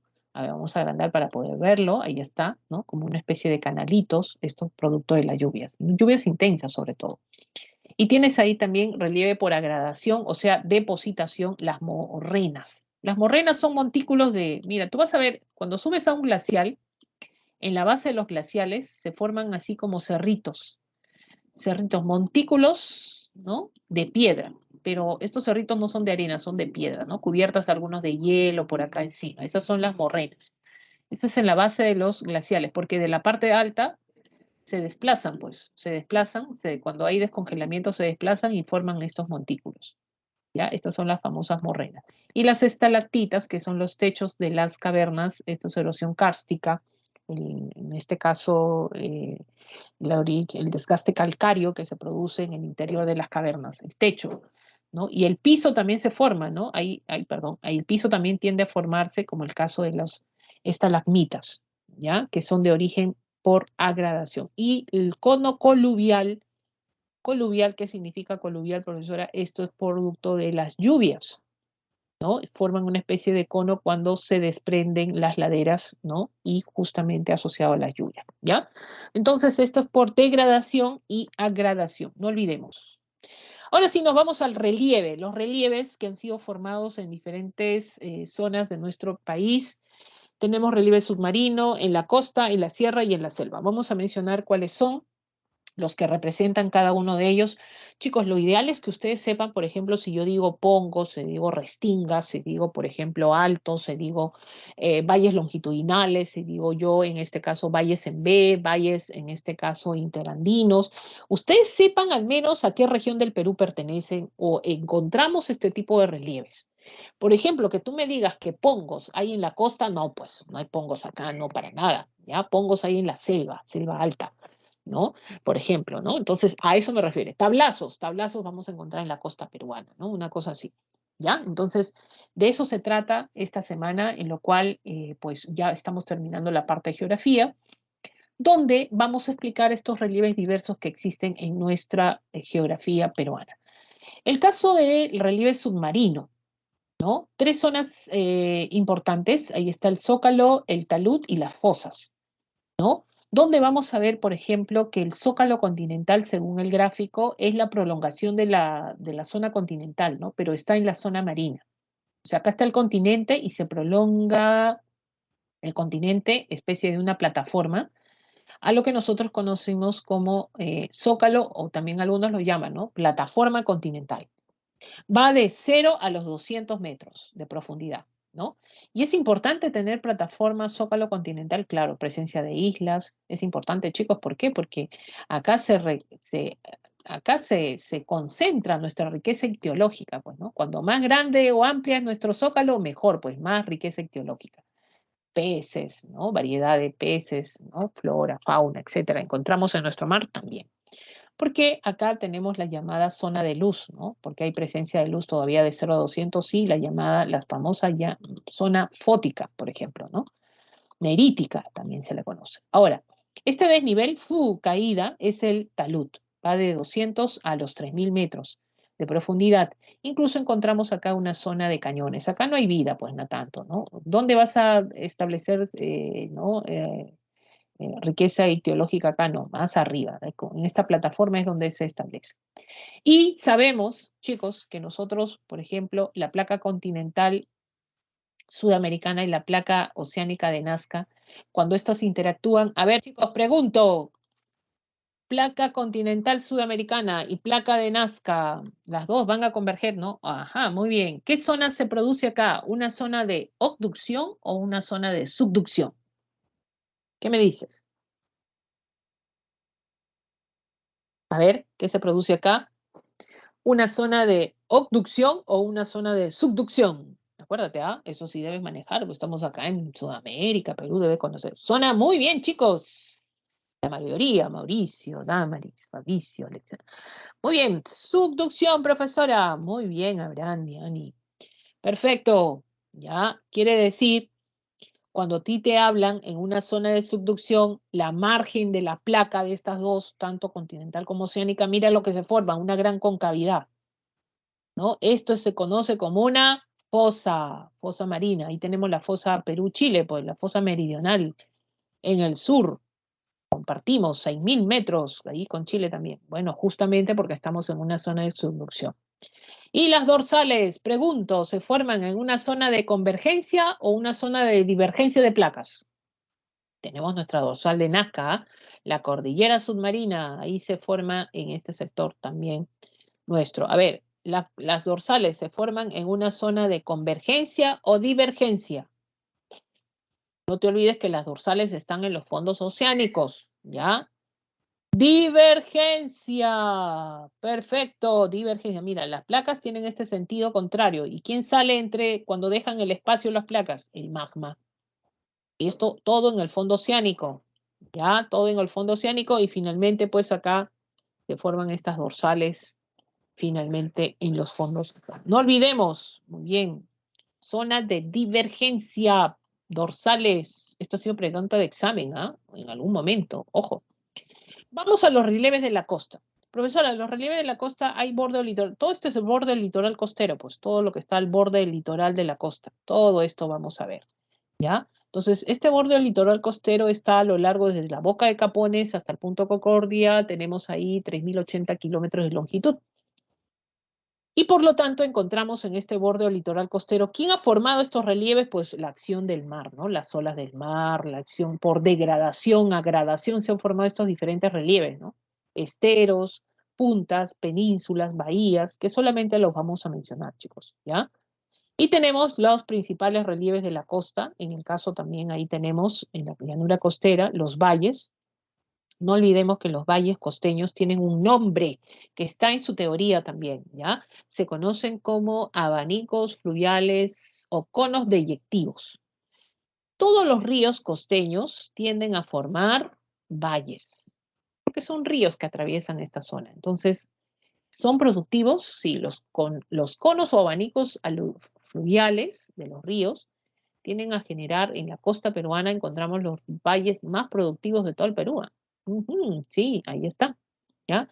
Pampas, Olmos, Chao, Virú, Moche, Casma, Maje, Siguas, estos de la pampa más extensa, Olmos, por ejemplo. Y vamos a ver que las pampas, cuando tú ves, ahorita está cubierta de cultivos, pero las pampas están desérticas. Generalmente las pampas no tienen agua, ¿ya? Entonces, pero la característica de las pampas es que son suelos altamente productivos donde puedes desarrollar agricultura, ¿no? Y es por eso que necesitas de obras hidráulicas para desarrollar este tipo de actividad. Ahí tienes, por ejemplo, Chau, Virú, Moche, estas zonas de la Libertad están siendo irrigadas estas pampas secas con el proyecto de Chavimoche Chinecas, por ejemplo, ¿no? Los tablazos, zorritos, negritos, lobitos, máncolas, lurín, ica, que están en la zona norte en mayor proporción, ricos en petróleo, gas, hidrocarburos, ya en su mayoría de la costa norte, por eso tenemos ahí destacar sobre todo el tablazo de Talara, ¿no? Donde vamos a ver pues estos recursos energéticos que se aprovechan, ¿no? Lurín, Ica, bueno, el Lurín, este tablazo de Lurín ya está poblado, ¿no? Casi ya lo han degradado, la misma población lo ha habitado, ¿ya? Bueno, tenemos ahí Bayóvar, que son depresiones, la mayor de mayor consideración Bayóvar, Cañamat, Salinas de Huacho, Otuma, y en algunos casos estas depresiones se cubren de agua, ¿no? Formando humedales en algunas situaciones. Estribaciones andinas, que también hay en la costa, que son cerritos. Mira, si tú ves acá en el gráfico, vamos a ver, ¡pum! Mira los cerritos. Todos estos cerritos, que nosotros comúnmente lo denominamos así, son estribaciones andinas o contrafuertes andinos, ¿ya? Uno podría decir, ah, estribaciones andinas, la sierra, marcas la sierra. No, estribaciones andinas es la costa peruana. En la costa hay esto. Es que nuestra costa no es llana, nuestra costa tiene ondulaciones, ¿no? Ahora, cuando estas estribaciones o cerritos se cubren de vegetación en los meses de invierno, forman lo que se conoce como lomas, ¿ya? Estas son las lomas. Las lomas ya son ecosistemas que se forman en los cerritos. Entonces ahí están las lomas de la Chaya, Tiquipa, por ejemplo, el Cerro San Cristóbal, San Cosme en la zona de Lima, que son estribaciones. Profesora, batolitos, sí, pues batolitos. Estos son los batolitos, pues justamente, ¿no? Que lo vemos como cerritos nosotros, ¿ya? Tienes ahí la cordillera de la costa, es una cordillera que está a lo largo, más que nada de manera longitudinal. No vayas a pensar que es como la cordillera de los Andes, la cordillera de la costa. Fíjense ustedes que no tiene más de 3.000 metros sobre el nivel del mar. Es más abrupta, más pronunciada la cordillera de la costa cuando tú viajas a Arequipa, bajas a la zona de Moquegua, Tacna, y pues ahí pronunciada la cordillera, ¿no? Pero en la zona norte tenemos una evidencia. Dicen que a lo largo de toda la costa existía la cordillera, solo que la zona central se hundió, pero ha quedado una evidencia en la zona norte, que es el macizo de Illescas, la silla de Paita, y los cerros de Amotape, ¿no? Que evidencian la presencia de la cordillera. Vamos a la sierra. En la sierra, algo que nos determina la presencia de diferentes relieves es la cordillera de los Andes. Sabemos los ramales que existen acá, ¿ya? Hay que destacar estos ramales, como el caso de los nudos también. Nudo de Pasco, nudo de Vilcanota, ¿no? Tres ramales, mira, mira, la cordillera pues atraviesa todo nuestro país. Tres ramales, mira, tres ramales acá tienes, ¿no? Y hay en este caso, ¿no? Desviaciones también que se producen. Esto es la cordillera de los Andes a lo largo de nuestro país, pero la cordillera de los Andes, jóvenes, no solamente atraviesa la sierra, también la selva, ¿ya? La selva, claro que sí, formando la ceja de selva, la selva alta. Solamente por este momento vamos a ver la región andina, ¿ya? Luego vamos a ver también la región de la selva, donde se genera la presencia de esta cordillera. Muy bien. Por ejemplo, la cordillera occidental. Profesora, ¿cómo yo sé que está más al occidente, más para la costa? Pues esta es la cordillera occidental y se divide en norte, centro y sur. Profesora, ¿y cómo genero esa división? A partir de los nudos, pues. Hasta el nudo de Pasco, los Andes del norte, los Andes del centro, entre Pasco y Vilcanota hacia lo que es, en este caso, la frontera ya con Bolivia, sobre todo Bolivia, tenemos los Andes del sur, ¿ya? Entonces, vamos a ver lo siguiente. La primera es, acá, vamos a destacar, a ver qué color he puesto acá. Quiero rojo, quiero rojo. A ver, vamos a la cordillera occidental. Acá está. Va desde el norte hasta el sur. ¿Cuál es la elevación más importante de toda la cordillera occidental? Está en Ancash. Cordillera Blanca, el Huascarán. Es el A, el que ves ahí en el mapita, Si le tomas una captura también, ahí lo vas a ver. Es la letra A, ¿ya? Ancash, estamos hablando, pues, en este caso, el Huascarán. La segunda elevación más importante también está en esta cordillera occidental, es la cordillera de Waiwash, y ahí está el Yerupajá, ¿ya? El Yerupajá. Es la segunda más importante. En la zona central está la Viuda, el Rajuntay, y en los Andes del sur, fíjense, ¿ya? Entre la zona central y sur, esta zona es de conos volcánicos. Se conoce como la cadena de conos volcánicos. Profesora, volcanes, así es, volcanes, ¿no? Ahí está Lubinas, en la zona de Moquegua, que ha estado en estado fumarólico también, ¿no? Y una de las regiones que alberga mayor número de volcanes es, pues, Arequipa, ¿no? El Misti, el Chachani, el Pichu Pichu, el Coropuna, etcétera. Actividad sísmica continua también en la zona de Arequipa, ¿ya? Esta es la cordillera occidental, chicos. La elevación, no olvides, la más importante también. Esta es la oriental. Fíjense que todo esto es la oriental, pero que tengo que hacer una salvedad acá, porque acá se han pasado del gráfico. Por ejemplo, la cordillera oriental, profesora, esto sería la central. ¿Qué cosa es la oriental? No, lo que ves de rojito es la cordillera oriental, ¿ya? Pero lo que voy a poner de verde, acá, lo que voy a poner de verde, lo voy a resaltar más acá, lo que voy a poner de verde, este sector norte de la cordillera oriental corresponde, ¿ya? Y un poquito más, corresponde a la región amazónica. O sea, la cordillera oriental también está en la zona amazónica, sí. Ahora, ¿qué corresponde a la zona andina, lo que queda de rojito?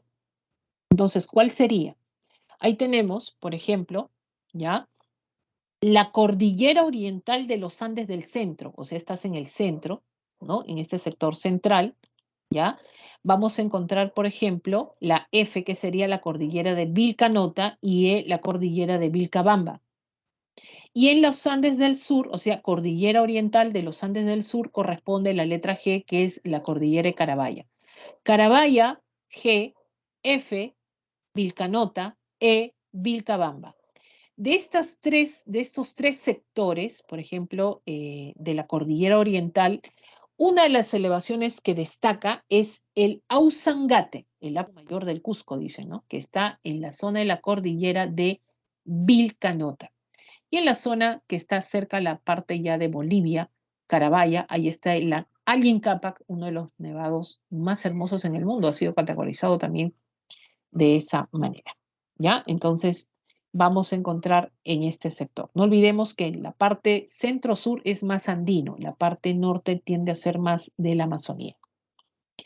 Principales relieves, bueno, ahí tenemos, por ejemplo, ya vamos a encontrar valles interandinos, Callejón de Huaylas, Mantaro, Urubamba, las mesetas, Pampa Galeras, por ejemplo, la crianza ahí, conservación de vicuñas, la meseta de Collado es la más extensa, Cañones, El Pato, Colca, Cotahuasi, el de mayor profundidad, sobre todo en nuestro país. Fíjense que un cañón, cuando tú ves la foto de un cañón, ves esto, ¿no? Este es el mirador en la zona de Arequipa, en el Colca. Entonces miren las cordilleras, profesora, de gran profundidad. Abajo de esto está el río. O sea, el río se ve pues como un hilito. Eso es un cañón. ¿Quién ha erosionado? ¿Quién ha formado el cañón? El río. Erosión fluvial. ¿De qué tipo? Degradación. Los cañones han sido formados por desgaste de los ríos, ¿no? Las quebradas, ahí tenemos en las zonas alpandinas, en las zonas andinas tenemos esta formación de relieve. Ahí tenemos la quebrada Pacheta, Carguasanta, por ejemplo, que dan origen a las aguas de los ríos, o en estas quebradas cuando se activan dan la formación de huaicos, ¿no? En muchos sectores. Y los pasos o abras, ¿ya? Imagínense que ustedes tienen, a ver, vamos a tratar de poder orientar acá un poquito, ¿ya? A ver, descartar, vamos a poner esto, a ver, acá aparecer, ¿no? Y esto también, aparecer, ya, listo. Chicos, miren, los pasos o abras, imagínense que ustedes tienen una cordillera, ¿no? Acá está. Cordillera, cordillera, mira. ¿Qué pasaría si tú tienes la cordillera ahí como lateral, ahí tomándote una barrera acá, la cordillera, cordillera, y tú quieres pasar de la costa a la sierra o viceversa, ¿no? De la sierra a la costa. Entonces tendrías que subir toda la cordillera por un lado y bajar toda la cordillera por otro lado. No hacemos eso, chicos, cuando hacemos nuestro transporte terrestre. ¿Qué sucede? Que a lo largo del tiempo, estas cordilleras, ya, como han estado pegadas así, ya han estado pegadas así, ¿qué ha pasado? Por erosión glaciar, acción del hielo, ya, esto es por degradación. ¿Qué ha sucedido? Que pues estas se han abierto, se han comenzado a abrir unas con otras. Y al final, ¿qué ha quedado? Ha quedado así. Antes han estado pegadas, ahora están así. ¿Ya? Ahora queda así, por ejemplo. ¿No? Acá está la cordillera, acá está la cordillera. Entonces ha quedado como un canalito, como un canal, que el hombre lo aprovecha, ¿no? ¿Para qué, profesora? Para construir qué cosa? Carreteras. Esto, en la base de las cordilleras, esto se conoce como un paso o abra, que te permite la conexión de una región a otra región, ¿no? Estos son los famosos pasos o abras, ¿ya? Y ahí tenemos, por ejemplo, el caso de Porcuya, ¿no? En algunos casos son bajos, algunos casos son altos, el más bajo, ¿no? Tienes ahí de Anticona, de Lima, La Oroya, por ejemplo, Ticlio. ¿Han ido a Ticlio, chicos? ¿Han pasado alguna vez por Ticlio? También, ¿ya? El Abra de Porcuya mira 2.137 metros sobre el nivel del mar. Este es el más bajo que se conoce, ¿no? Cerro Alto, hay que decir Cerro Alto, la zona de Puno, por ejemplo, ¿no? Entre Arequipa, Puno, están estos llamados pasos o abras, ¿ya? Y nos vamos al relieve de la selva. En el relieve de la selva, chicos, ya estamos hablando de que del flanco oriental de los Andes, dos sectores en la sierra diferenciados viene a ser la selva alta de 3.000 a 400 metros, hablamos de la ceja de selva, y también de los valles amplios donde se asienta la población, ¿no? Ahora, chicos, miren, en la selva alta, ¿qué tipo de relieves vas a encontrar? En la selva alta encuentras valles longitudinales y pongos, ¿ya? Pongos, y dos cordilleras que vamos a sobresalir aquí, vamos a resaltar, la cordillera, sobre todo, oriental y la cordillera subandina. Vamos al mapa para no quedarnos mal, ¿ya? Todo lo que pongo de verde, como te dije, esto está mal, esto está mal, esto está mal, ya. Todo lo que pongo, acá está la cordillera oriental, mira, esto es de la selva, oriental, ya. Esto de la selva y esta cordillera, ¿cómo se llama, profesora? Ya no es oriental la que sigue, la que está más al oriente, esta de acá, esa es la cordillera subandina. Cordillera oriental, cordillera subandina, ¿ya?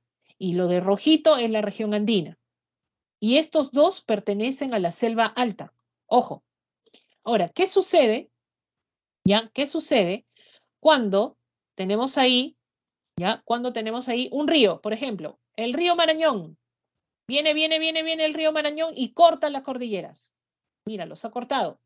Entonces, cuando esto sucede, cuando un río caudaloso, como el caso del Marañón, corta dos cordilleras, está cortando la cordillera oriental y la cordillera subandina, que es la que consigue, porque está más cerca a la llanura amazónica, pues se forma un pongo, ¿ya? Un pongo. Entonces ahí se está formando el río Marañón, cortando la cordillera oriental, está en este caso formando el pongo de Rentema. El río Marañón, cortando la cordillera subandina, está formando el pongo de Manseriche, ¿ya? Entonces vamos a tener ahí la formación de pongos en la selva. Por eso que tenemos acá, ¿no? En la cordillera oriental, miren, esto es un pongo. Cuando el río está cortando la cordillera se ve así. Profesora, ¿yo puedo navegar por un pongo? Sí, hay que tener cuidado con los remolinos nomás que hay ahí, ¿ya? Pero sí puedes, en este caso, navegar por estas zonas. Ahora, ahí tienes la cordillera de Colán, pongo de Rentema, tienes ahí los pongos de Apurímac Mantaro, tienes ahí el pongo de Mainique, esto a través de la cordillera oriental. La subandina, tienes el pongo de Manseriche, el pongo de Aguirre, el Boquerón de Padre Abad. Y también las ciudades asentadas en los valles longitudinales. Longitudinales, son largos estos, no son tan amplios, ¿ah? Pero largos y altamente productivos. Bagua, Guayaga, Tingomaría, Oxapampa, Posuso, la Convención, Chanchamayo, Tambopata. Es por eso, chicos, que cuando nosotros volvemos otra vez al mapa, otra vez al mapa. Ah, profesor, otra vez, ya, otra vez al mapa. Es por eso, chicos, ¿ya? que cuando nosotros vamos a Ayacucho, vamos a Junín, vamos a Cusco, vamos a diferentes regiones que entre comillas uno dice que son andinas, no son andinas necesariamente en su totalidad. Cusco tiene selva, ¿ya? Ayacucho tiene su selva, el BRAE, ¿no? Junín tiene su selva, ¿ya? Entonces, no hay regiones netamente andinas, también están colindando con los valles longitudinales. Miren, ahí tenemos en este caso hasta Puno, ¿no? Tambopata, Puno, Madre de Dios, en la zona, en este caso, pues, que albergan estas regiones de la selva alta, ¿ya? No olvidemos eso. Y la selva baja, jóvenes, ¿qué cosa es? Miren, una foto de la selva baja es esto. Voy a correr un poquito. Esto es. Esto es selva baja, mira. Llano total, llano. ¿Dónde hay valles acá? Acá no hay valles, pues. Un llano total, una llanura, ¿ya? Acá hay llanura totalmente, entonces es difícil, pues acá, chicos. Y el asentamiento de la población, pues se da en estas zonas, ¿no? De 480 metros sobre el nivel del mar, ahí tenemos los altos, ¿no? Donde se asienta la población, las restingas, barrizales y playas, que son las terrazas más bajas, donde hay desarrollo de agricultura estacional. ¿Por qué? Porque donde ves esta línea celeste es donde los ríos caudalosos inundan toda esta zona. Tú no puedes sembrar todo el año acá, pues, ¿no? En los barrizales se siembra arroz, ¿no? Por ejemplo.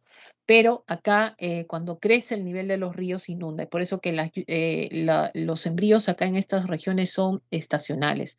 Las tahuampas, que son las terrazas más bajas, estas siempre paran inundadas, ¿no? Y como hay inundación constante, pues ahí crece una vegetación típica de las tahuampas, que es el aguaje. Es por eso que la población ya no le llama tahuampas, sino le llama aguajales, ¿no? Por ejemplo, ¿ya?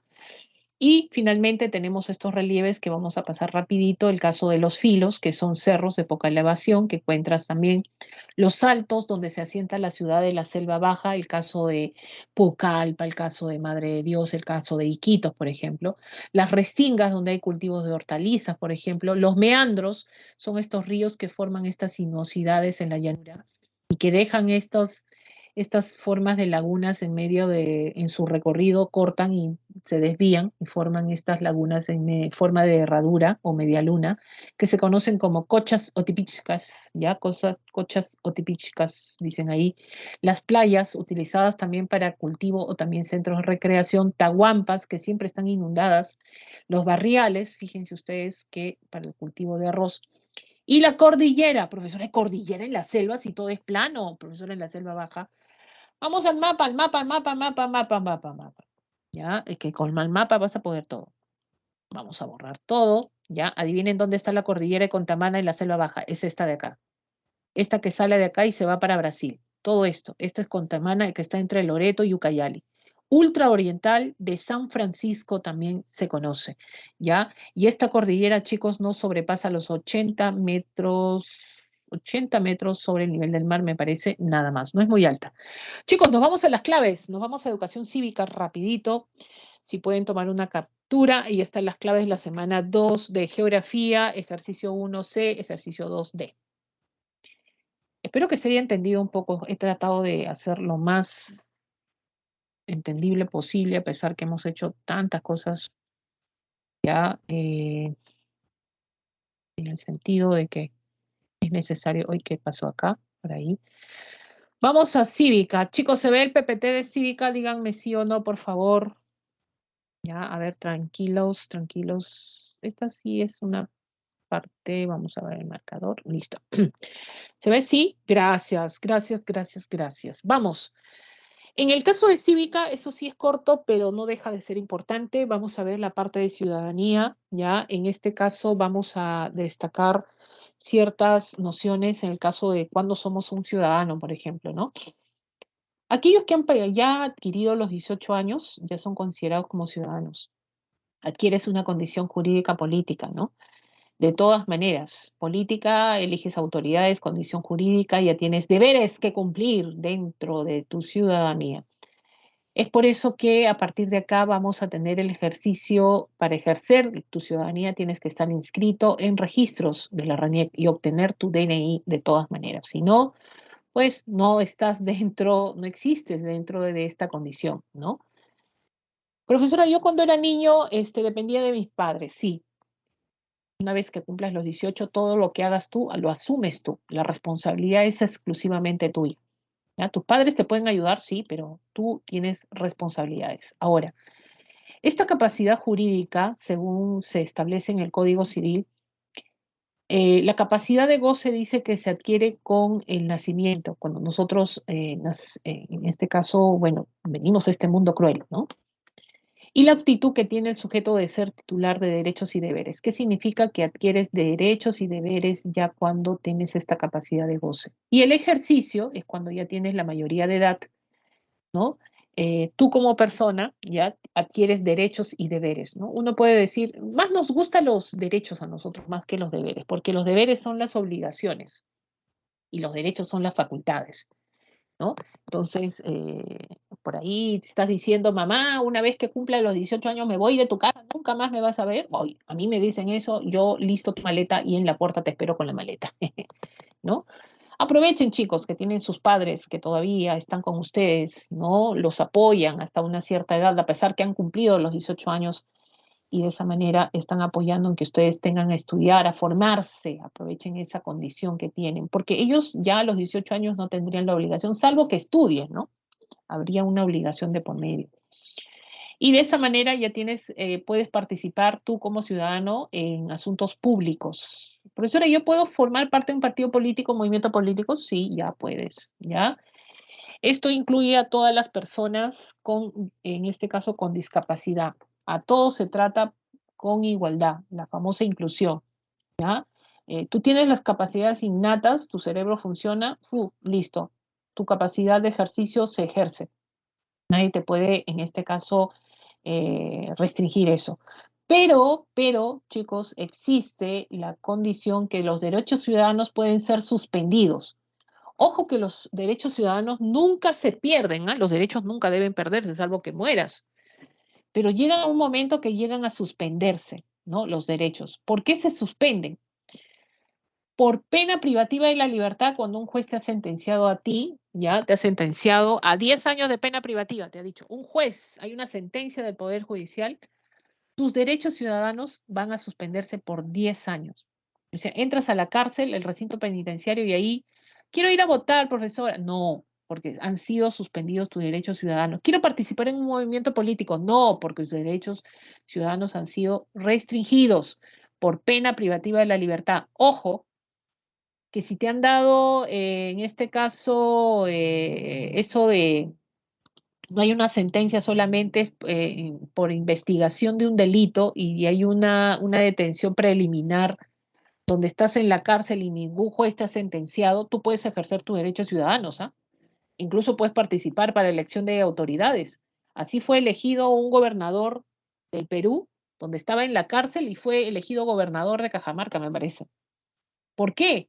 Profesora, pero estaba en la cárcel, sus derechos han sido... No, estaba en la cárcel, pero nunca fue sentenciado. Mientras no hay sentencia judicial de un juez, tus derechos están habilitados y tú tienes derecho a participar. Cuando hay sentencia, sí, ahí sí se suspende. Ahora, por resolución judicial de interdicción, ¿no?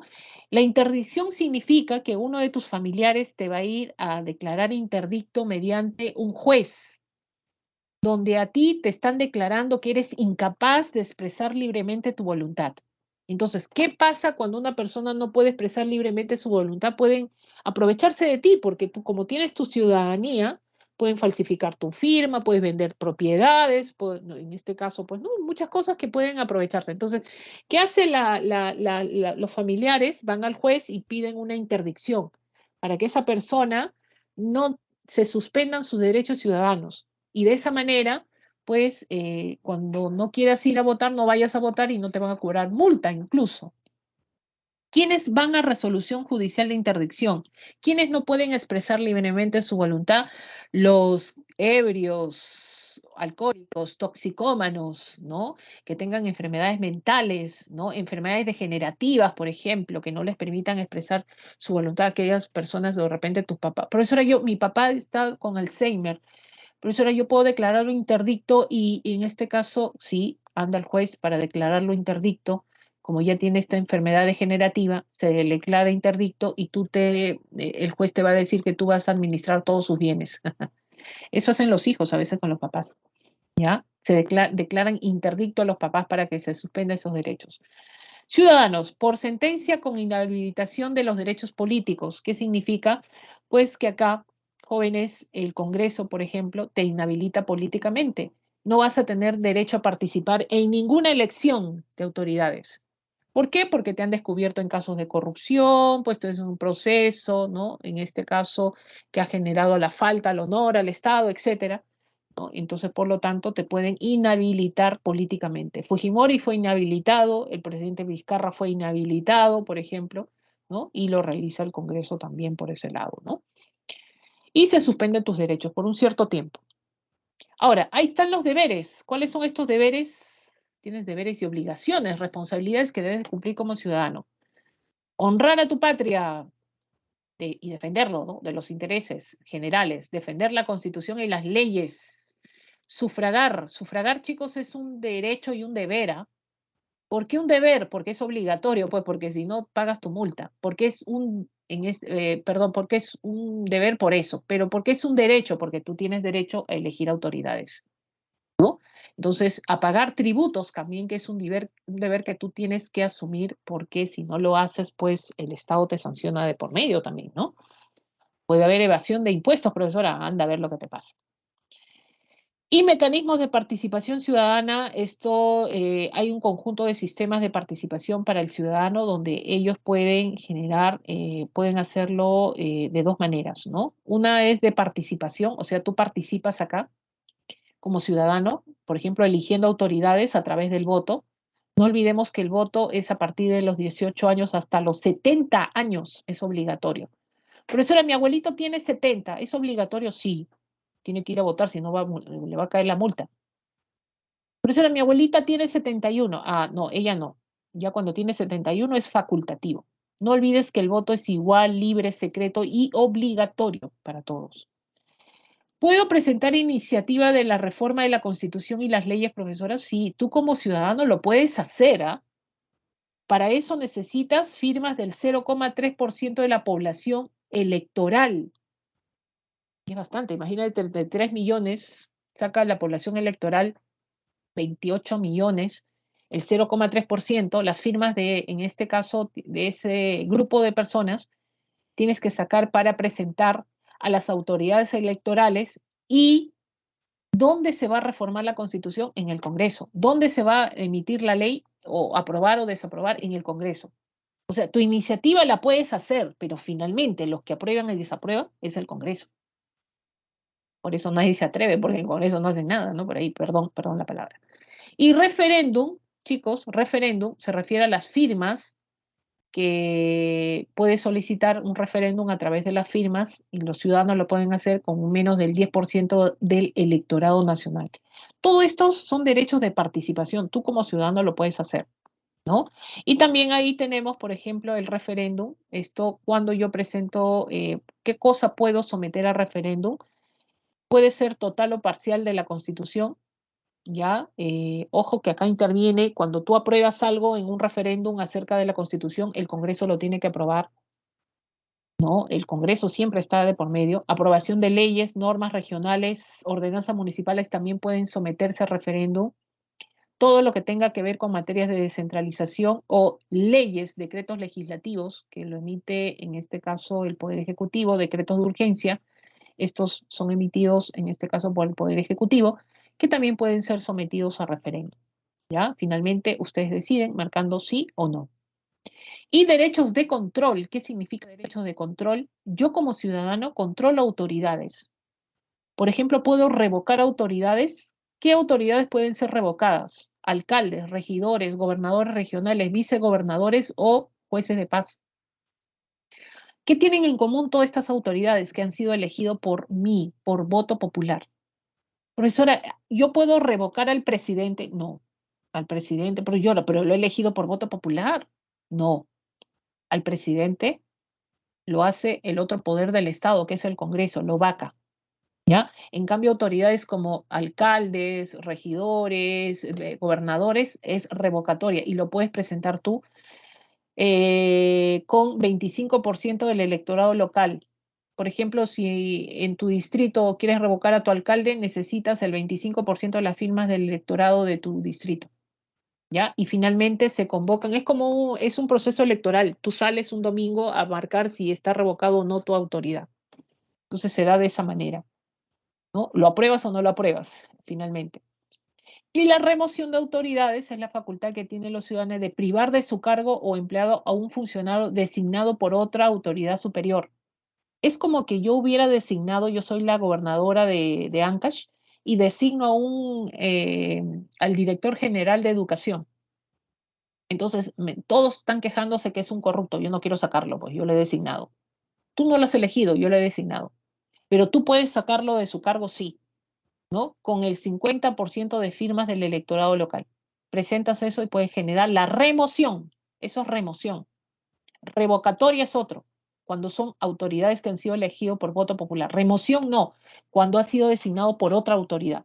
Y demanda de rendición de cuentas es cuando tú quieres pedir las cuentas, pues, ¿no? Presupuesto, ¿qué ha pasado? De una institución del Estado, quieres saber, puedes pedirlo, necesitas el 10% del electorado local. ¿Lo puedes hacer? En mi municipio, profesora, lo puedes hacer. Demanda de rendición de cuentas. Tienes ahí también presupuesto participativo. Es un instrumento de política de gestión, la cual las autoridades regionales, locales, con las organizaciones de la población, definen que se van a orientar los recursos económicos. Imagínate que yo sea el alcalde de Lima y estoy organizando presupuesto participativo. Entonces, ¿quiénes van a venir a esta asamblea? Van a venir la población organizada, pues son las diferentes, en este caso, grupos de madres, de repente, por ahí, ¿no? Comedores, por ahí vienen también la organización de vecinos, ¿no? Vienen todos ahí al presupuesto participativo. Entonces, ¿qué significa? Les voy a decir a todos ellos que hay plata. Miren, hay plata. ¿Cómo lo gastamos? Y ellos me van a decir, más losas, más áreas de salud, más vacunas, tenemos áreas de deporte. Muy bien, yo apunto todo eso. Como alcalde apunto, ¿no? Y finalmente digo, en esto vamos a gastar la plata. Entonces, estoy haciendo que participen los demás para gastar el dinero. Por eso dice presupuesto participativo. Y consulta previa es un derecho de participación también, ¿ya? Donde los pueblos originarios son consultados de forma previa sobre las medidas legislativas o administrativas que afecten directamente sus derechos colectivos.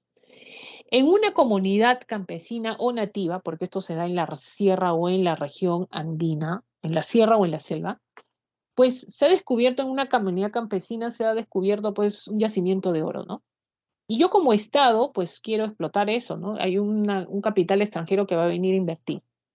Antes de poder generar la orden para que esa empresa privada venga a explotar esos yacimientos de oro, pues tengo que hacer una consulta previa a la comunidad. Es una forma de participación a la población, ¿no?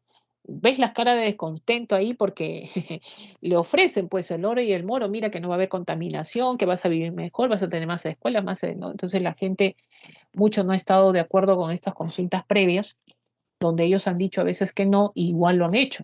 Y es por eso que han generado protestas, ¿no? En contra del Estado, ¿ya? Y tienes, por ejemplo, ahí la consulta vecinal de demarcación territorial, ¿no? Dice, permite a los ciudadanos elegir la circunscripción a la cual desea pertenecer y así solucionar el problema limítrofe. Así, profesora, de consulta vecinal de demarcación territorial, sí, por ejemplo, tú estás en un distrito, ¿no? Un distrito que siempre están en problemas, ¿no?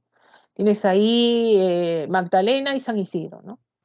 Consultan a la población justamente de estas jurisdicciones limítrofes a dónde quieren pertenecer, ¿no? Es una consulta que se da. ¿Dónde te conviene más? De repente, ¿no? Porque es importante la demarcación para establecer los impuestos donde tú vives también, pues, ¿no? Entonces, finalmente es ahí donde te destinan y tú decides a dónde pertenecer, ¿ya?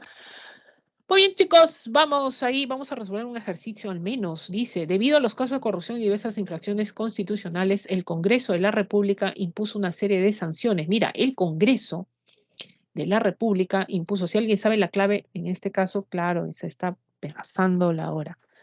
Muy bien, entonces, sanciones, un grupo de exfuncionarios y como resultado de este proceso, estos ciudadanos no podrán participar en los procesos electorales. ¿Qué está pasando acá? El Congreso ha sancionado, ¿no? Y de esa manera, pues, no podrán participar en los procesos electorales. ¿A qué se está refiriendo? A que ellos están sancionados con la inhabilitación política finalmente, ¿no? Están perdiendo sus derechos, han sido suspendidos, en este caso por el Congreso. Clave E, chicos. Muy bien, ahí está finalmente las claves. Un ejercicio 1, clave E, y ejercicio 2, clave, en este caso, pues clave B. Muy bien, nos estamos viendo la próxima semana, chicos. Cuídense mucho, a seguir estudiando. Tienen ahí la teoría también para seguir en este caso. No quiero cortar su recreo. Tengan muy buena tarde posteriormente y nos vemos la próxima semana. Chau, cuídense. Chau, chau. A seguir estudiando. Chau.